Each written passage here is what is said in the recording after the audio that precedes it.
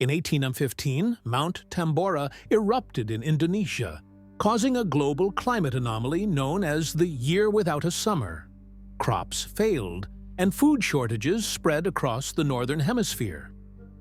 In Switzerland, Mary Shelley and her friends were trapped indoors by the relentless cold and rain.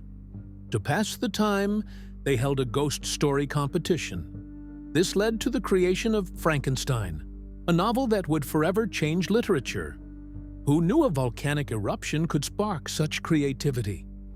The eruption's impact on climate and culture is a reminder of nature's unpredictable influence on human history.